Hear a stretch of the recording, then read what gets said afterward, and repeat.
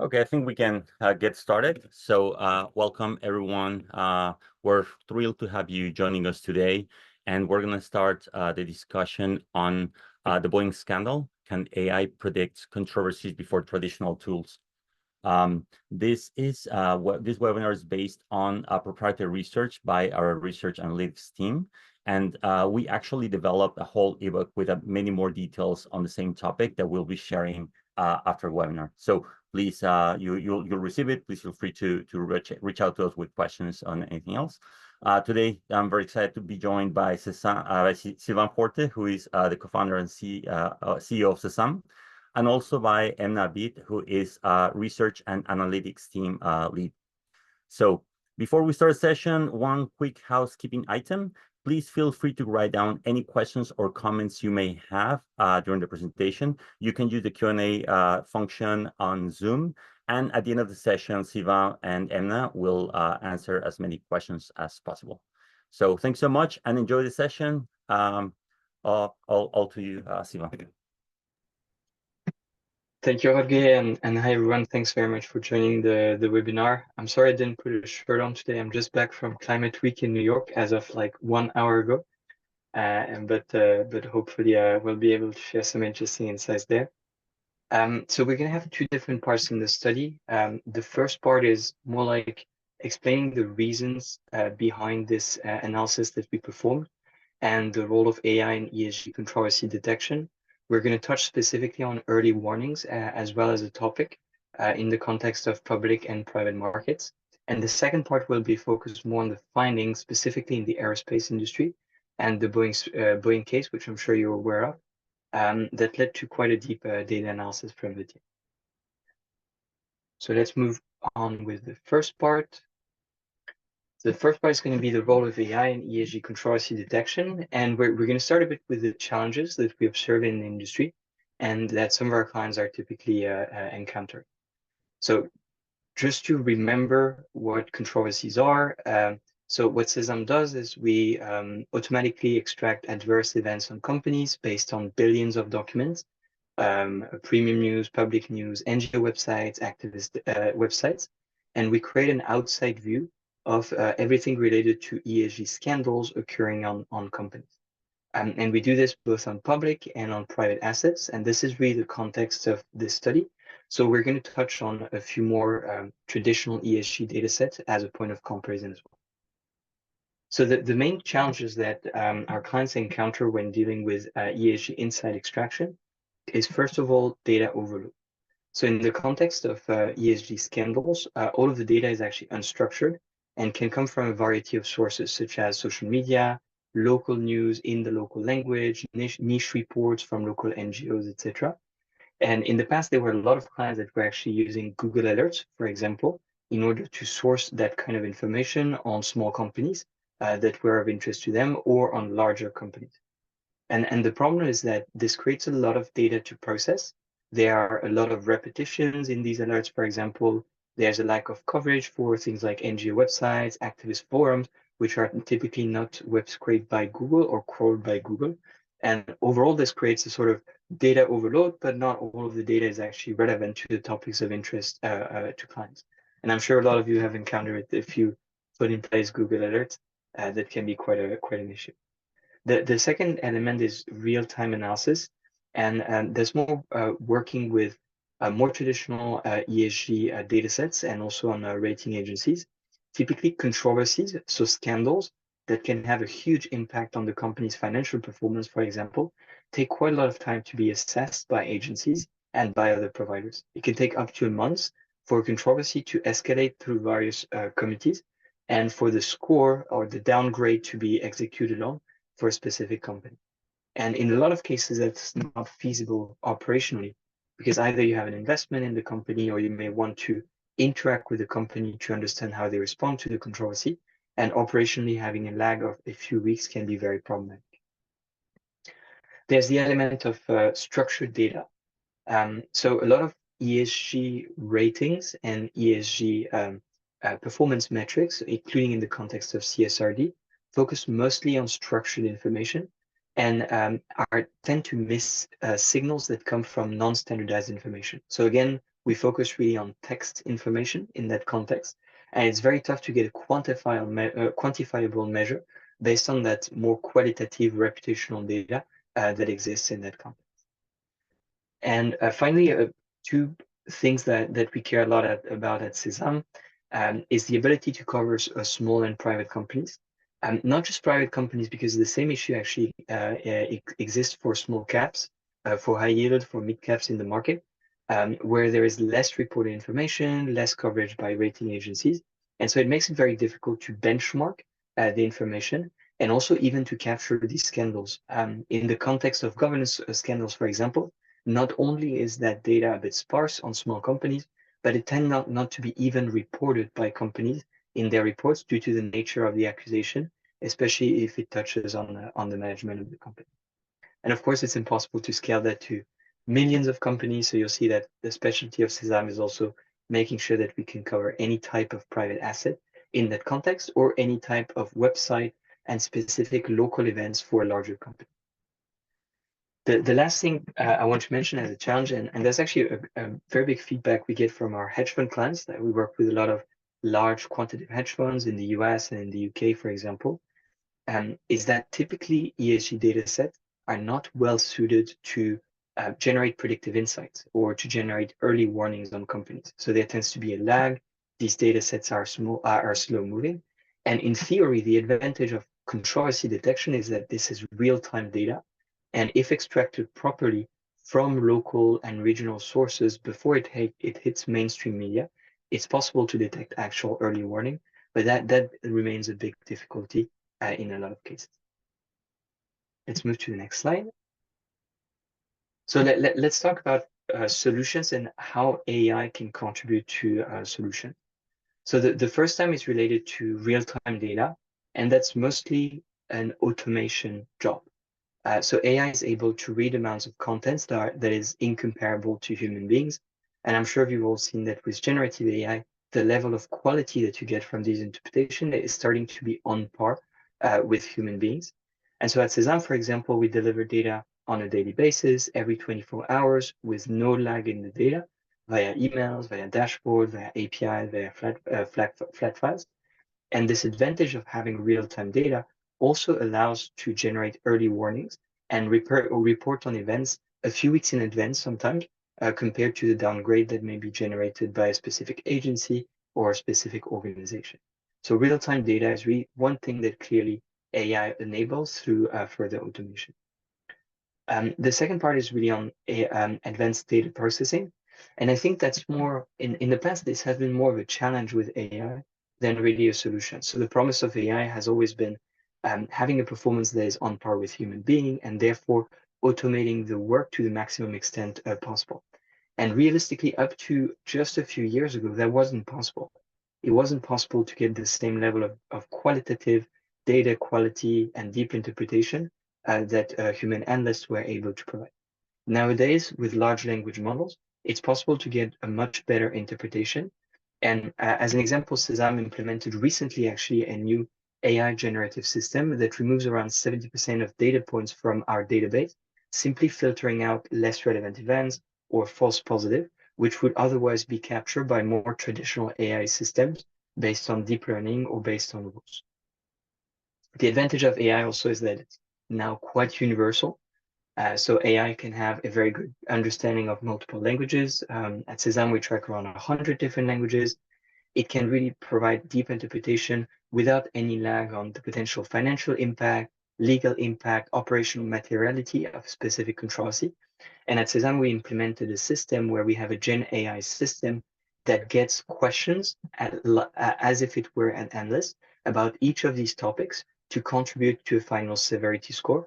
So really, we're able to fine-tune the AI in order to act like a human analyst and get as much contextual understanding as possible, but without these types of language barriers and also optimizing the workload. And the last element is really scalability. And I think that's one of our main strengths at Sesam. It's the ability to just cover more companies, more websites, more relevant sources of information.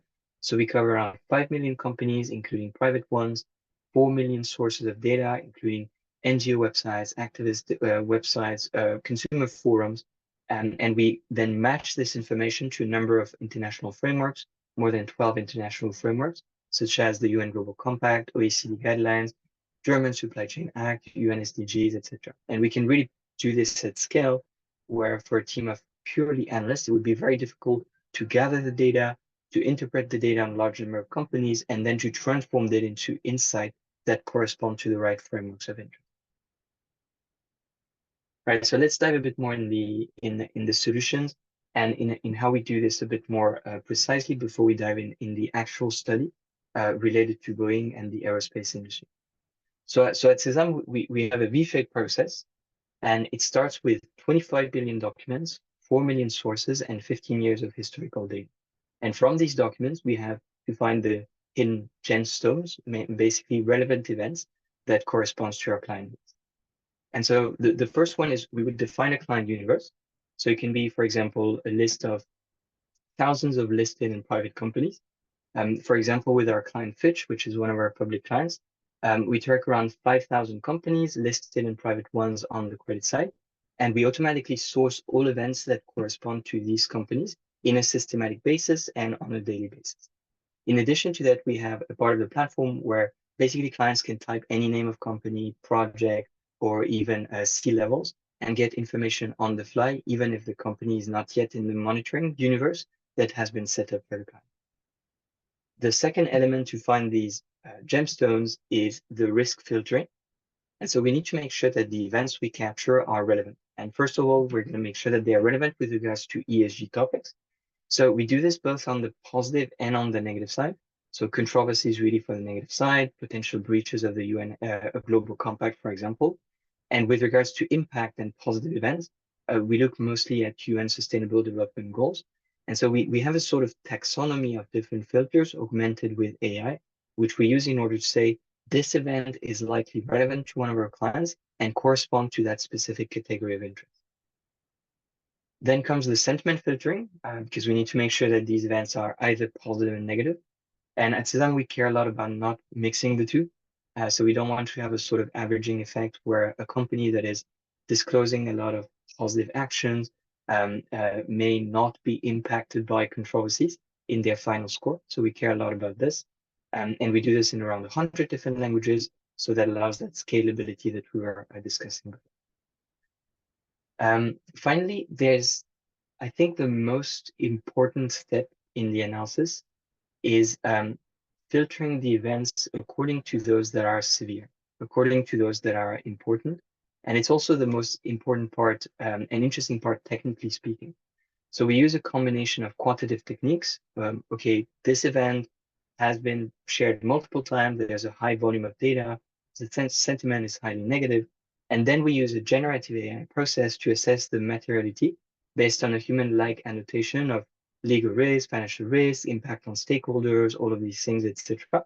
That are typically performed by rating agencies. And that's actually a pretty massive update that we did recently on that score to include these new generative AI tools, so as to further make sure that we filter the right contents, and that when we say, okay, this is a controversy of a level of 4 out of 5, this is starting to be really severe, you should be informed about this, and this should raise an alert, that you have a high degree of certainty that this is actually the case, and that you will care about this event, and not that it's more like day-to-day noise on a company that may be controversial due to public exposure, for example. And finally, expert filter, we have a team of ESG analysts, both to establish the right methodology corresponding to international frameworks, but also to control data quality. And at the end of the process, what we get is basically a set of alerts. So these alerts generated on a daily basis. So think that we go from 25 billion documents to just a few alerts per day, for example, on an MSCI World universe, like 1,500 companies, for example. So there's really heavy filtering going on. And we also provide scores, such as our new controversy exposure score that we announced, which allows for benchmarking companies and looking in just 1 second at whether a company may be exposed to a high degree of risk or a lower degree of risk, mostly in the context of due diligence. Benchmarking is also important in that context, and one of the traditional limitations of ESG data, in particular on private assets. So that's really the whole process, and you can see some of the challenges, and I think that'll relate well to the Boeing topic. So you'll see that Boeing was exposed to some major controversies. There was early warning related to that, but there was also a lot of day-to-day noise on a company on that side. And so AI can really help filter that information and find the early warnings in the sources that are relevant and that may not have yet hit the general public. And I'll pass it on to you, Emna, for the next part. Thank you, Sylvain. So I want to start off the case study by talking some more about the overall industry. So the aerospace industry is a critical part of our global economy and technological advancement, but it faces intense scrutiny for its environmental and social impacts, as well as governance practices. ESG factors are no longer just secondary concerns. They are at the forefront of this industry, of how this industry is perceived by the public, investors, and regulators. Our findings at CESAM reveal that the top aerospace and defense companies studied in this case study account for 8.3 of the sector's online mentions. This reflects the increasing public and media attention to their ESG performance, with peaks in media mentions often correlating with significant industry events. These events, whether they be technological advancement, regulatory actions, or governance issues, they serve as moments of both opportunity and risk for these companies. Among these companies, we can see that Boeing and Airbus together they dominate the data share, suggesting that they are more consumer-facing compared to the rest of competitors, with Boeing standing out as it holds the largest share of media attention, but not for the right reasons. Much of this is driven by negative headlines, often centered around safety and governance controversies. And this highlights the fact that ESG challenges, particularly in areas like safety, can severely impact a company's reputation, stock value, and overall business performance. So moving on to the next slide, I want to touch upon how sentiment is directly linked to ESG incidents in this industry. As we all know, public perception can greatly influence a company's standing, and this is particularly true when it comes to ESG factors. When we analyze the media sentiment at CESAM, we use our polarity metric, which is calculated on individual articles with sentiment categorized as positive, negative, or neutral. The polarity score ranging from -1 to 1 is derived from the aggregation of the positive and negative sentiment scores, determining the overall tone of the article. In evaluating controversies, the negative sentiment plays a crucial role, as higher negativity indicates a greater potential impact of the event.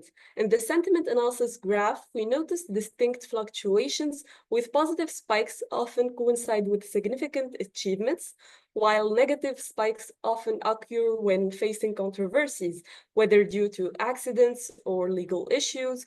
For example, Lockheed Martin here enjoyed a positive sentiment between 2016 and 2018, represented by the upward trending purple polarity line on the graph, largely driven by key contract wins and proactive initiatives in the ESG space.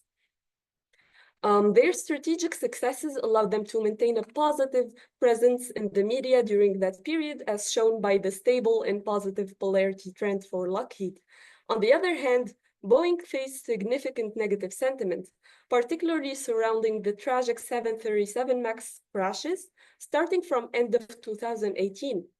As you can see on the sentiment analysis graph, the company experienced a major drop in polarity, as represented by the blue line, that became negative during the event, which is actually not a common phenomenon to have this negative polarity for a major company like Boeing, unless the media perception is really negative, thus indicating an early sign for the series of companies' issues and controversies that took place later on. The fallout from these incidents resulted in sustained negative coverage, demonstrating how governance and safety controversies can heavily influence public perception. And it's also important to highlight that the negative sentiment around Boeing didn't really recover ever since. Moving on to ESG challenges facing the sector, starting with the environmental risks. So the aerospace industry is not immune to legal actions and fines related to environmental compliance. For instance, Northrop Grumman has faced significant consequences due to pollution incidents. These environmental violations underscore the growing need for stronger sustainability initiatives and adherence to regulations. For social risks, safety standards are under continuous scrutiny. The industry has experienced several high-profile accidents, such as the Boeing 737 MAX crashes and various Airbus incidents, such as the Pakistan International Airline flight in 2020, killing 97 passengers on board. These tragedies highlight the importance of maintaining the highest level of safety and accountability, as lapses can be devastating consequences not only for the company, but also for the public trust. Finally, we face governance risks. Companies like Boeing and Lockheed Martin have encountered lawsuits and settlements over governance issues. These range from overcharging customers to human rights violations. Such governance missteps can severely tarnish a company's reputation and lead to long-term financial and operational setbacks. And as you can see, compared to its peers, Boeing holds by far the highest ESG mentions, with mentions surpassing 25% of its total data mentions, which is an alarming share for an established consumer-facing company. Lastly, so to dig deeper on the company's controversy, and next slide, please. So yeah, thank you.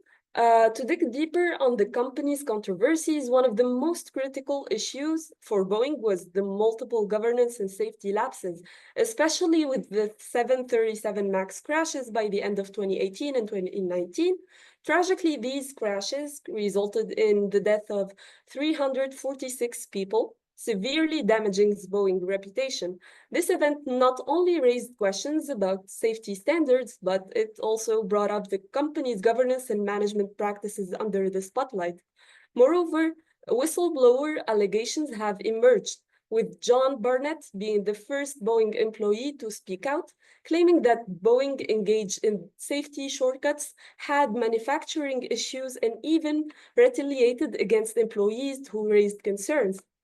Such allegations highlight significant flaws in corporate governance and risk management within the company. Additionally, Boeing continues to face ongoing legal challenges, including lawsuits for misleading regulators like the Federal Aviation Administration and mishandling the aftermath of the 737 MAX incidents. These legal issues further contribute to the negative sentiment surrounding the company's governance and its commitment to ESG standards. As we can detect from the chart, there has been a consistent rise in media coverage, especially related to governance and safety issues over the year, with a clear spike following the 737 MAX controversy. This paints a picture of a company that, while a leader in the aerospace sector, must urgently address its ESG risks to restore its reputation and regain public trust. I think now back to you, Sylvain, for the next one. Thank you very much, Emma, and thanks a lot for the study. There are some really good insights there. I'm going to conclude this presentation with a word on early detection. For those of you that know Cézanne from a few years ago, we actually have a heavy quant background. And so we've been in predictive analytics for quite some time, especially working with quantitative funds. And so I'm particularly interested about this topic, which is what could have been predicted or detected in advance, basically. And in this chart, we took a specific approach. We took the approach of identifying whistleblower alerts that would then translate later on to actual controversies when the allegations turn into actual events. And what I found particularly interesting here is that the team found out that quite a lot of allegations actually for Boeing emerged in 2019 already. So 2019, 2020, 2021, 2022. These were already quite significant volumes of data. And you can see that in 2024, there's an explosion of mention of whistleblowers and these specific people that have raised the alerts, because this really hits mainstream media and this becomes a credible, well-founded controversy. But there were some signals before that, and that's really where the predictive element comes into play. So I found that particularly interesting. And to dive into some of these actual whistleblower alerts, we had, for example, John Barnett, a former quality manager at Boeing, who exposed some of the safety lapses in the 787 Dreamliner already, including the installation of a faulty part. And for the context, this was the person that was then found dead, and there were suspicious circumstances, which was then ruled as a suicide, etc. So it actually created a large public outcry just due to the nature also of the relationship with that person. There was also Ed Pearson, who raised concern about the rushed production of the 737 MAX. And we know afterwards the fatal crashes that occurred and that killed more than 300 people.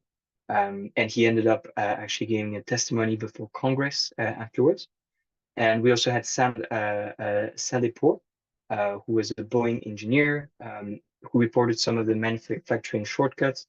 Again, when these firm-wide events occur, there are people in the company that tend to react. And the problem is that this information doesn't necessarily hit the main media. It tends to be first localized into activist communities or forums, things like Reddit, etc. And that information is actually very, very valuable in the context of early warning and detection of adverse events in advance. So, of course, these whistleblower accusations had a lot of repercussions, fines, additional regulations, lots of broader public discussions around reforms for the aerospace industry, FAA oversight and the like. But again, what we found particularly interesting is the ability with these types of real-time AI-based system to detect some of these events in advance. And again, there are two different prisms. Here we took really the prism of whistleblowers, so people that would announce potential negative events. And if we capture their voices, then we're able to potentially predict these events. But there's really another element, which is what about looking at this from the prism of local sources, local languages, local news websites, individual factories of Boeing, for example, that may have reported on these types of issues and events. And so that's really where AI comes into play, finding that more granular information. And for context, we've done some tests on our data, and our data, just because of its lack of lag and due to its frequency, tends to actually be predictive of down rates of large rating agencies, including American rating agencies. Because the information tends to come a bit earlier, is shared very quickly with clients and translate into dynamic scores. And afterwards, the rating agency receives that same information, goes through a committee, and ultimately performs the downgrade and the change in score, which can have a massive impact on the company's financial performance and their inclusion into indices. So that was the last comment I wanted to share with you. I want to thank you all for your time, and I thank the research analytics team a lot for the work that they have done, and Imla for the presentation. And we're very happy to go into Q&A and see if there are any specific questions. Yeah, perfect. Thank you so much, Sivan and Emna, for the presentation. As Sivan said, we're going to move into our Q&A session. So please, if you have any questions, you can ask them on the Q&A function in Zoom, and we'll address as many as possible. And at this point, I believe we have one here that says, how does the SAM's AI-driven platform handle the continuous flow of unstructured data, such as NGO websites or news reports, to provide real-time ESG insights? And how does this compare to traditional ESG analysis methods? Yeah, so I'll take that one. So first, in terms of data sourcing, Sesam is a large buyer of data from premium news websites and the like, so as to be able to access licensed content. And then we have a web scraping and web crawling background, where we're able to go site to site and find all of the publicly available information. And in particular, NGO, in that context. That's the way that most of the NGO data is sourced, tends to be public, tends to be not under a paywall, and that information is freely reported. And then based on that information that we have collected actively, we can go through that pipe and through these different steps up to a final alert and a final score generated on a daily basis. And the process is slightly different from other ESG datasets. First, lots of datasets are more of an inside view for ESG. So they take a look more at the company's own reported information.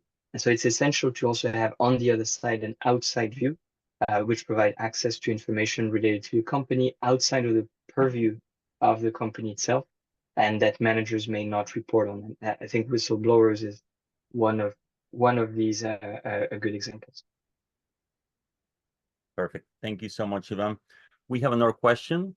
In the Boeing case study, we saw the benefits of early detection of ESG risks using AI.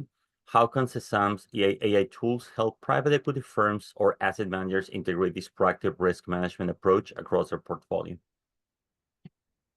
So yeah, to touch base on private equity, you know that the main issue with private assets is the lack of coverage. So these traditional ESG data sets where the data is reported by the company themselves, they're not public. So you only get access to that data once the company is in your portfolio or during due diligence. And so controversies can really help get that outside view. And at CESAM, it's really scalability and AI. So 5 million companies covered and adding to it every day allows us to cover all of these private assets while limiting the amount of human work that we have to do on this data, which would otherwise be impossible. Thank you, Sylvain. One other question. What kind of software are used for detection? And would you recommend ESG BERT to replicate analysis on different enterprises? Yes, so we use a wide range. I think we have at the moment 22 models in production, and there are a lot of different steps in the pipeline. So you need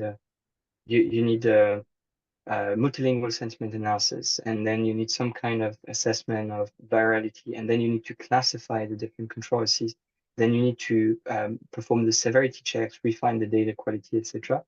And based on where we are in the pipeline, we would use smaller or larger models. So BERT type models are very small. These are a bit more like legacy models, like small language models, if you wish. So we would use these types of models at the very early stage of the pipeline, where volumes are really huge. And so we're going to need something that is very fast. Nonetheless, these models are really not enough in order to finalize the data categorization and to also perform the real data quality checks. And so along the pipe, we move forward with larger and larger models, generative AI, large language models. And the important thing is you also have to really fine tune this data for it to be really relevant. And that's where the work with our ESG analysts and also our rating agencies partners is very important. So it's not possible to just have one model perform the task. You need a bunch of different models, and you actually need specific data sets to fine tune these elements. Perfect. One other question. Do you have a specific process for selecting the media sources based on their scope and reputation among investors? Yes, and we actually got a new feature on that, which is called influential sources, so as to tag these media sources that have the most impact. It does also contribute to the severity score. And so there are a number of ways that we can do this. We have manually crafted watch lists of sources of high authority. So that's a good process to start with what's obvious, but it doesn't cover the full scope. So in the pipeline, we have ways to quantitatively assess the authority of sources.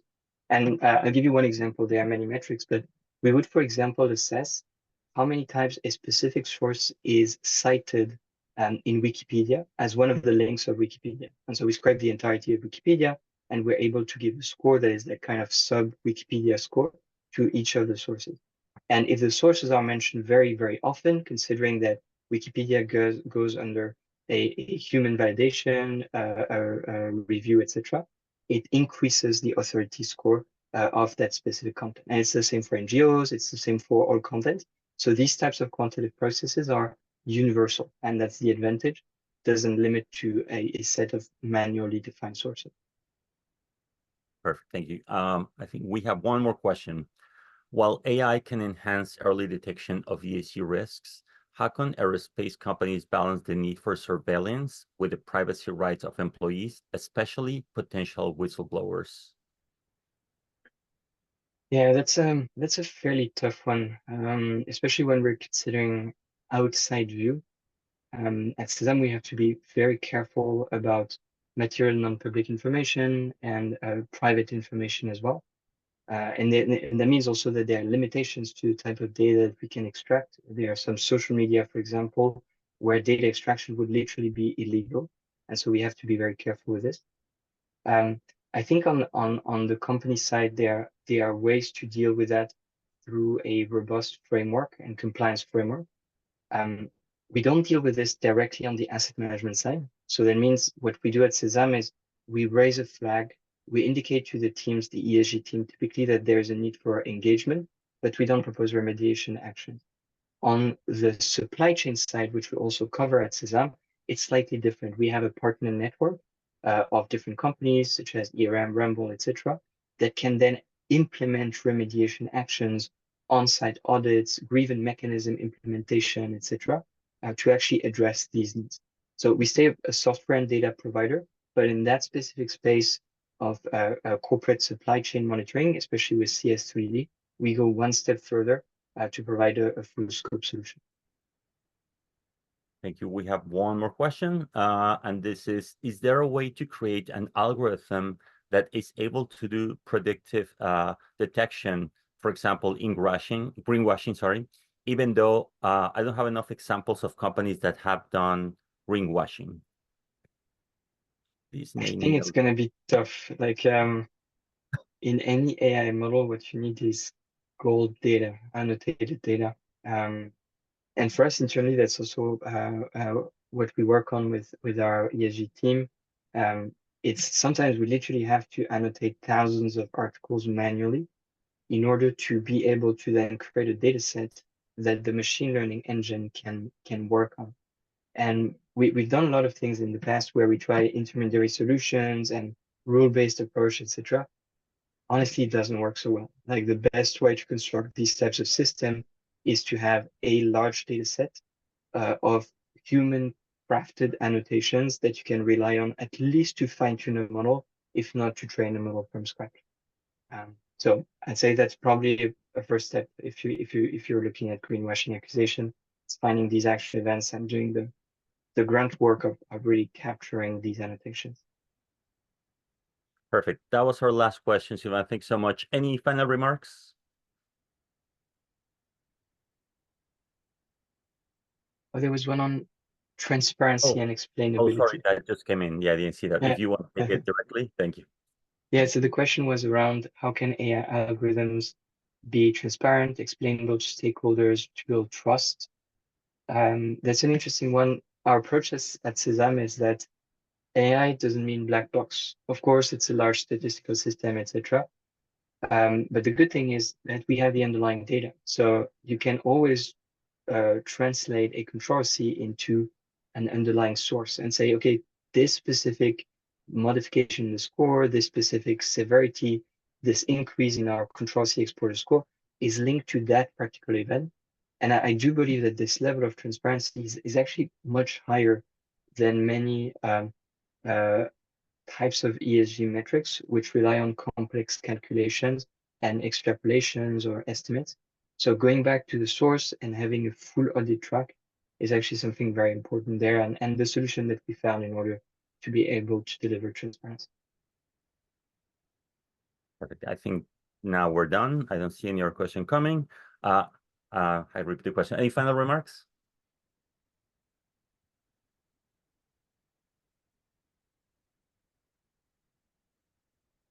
Nope. Okay. Well, thank you so much, Sylvain. Thank you so much, Emna. Really appreciate the time. Thank you so much, everyone, for their engagement. We love the questions, really good questions.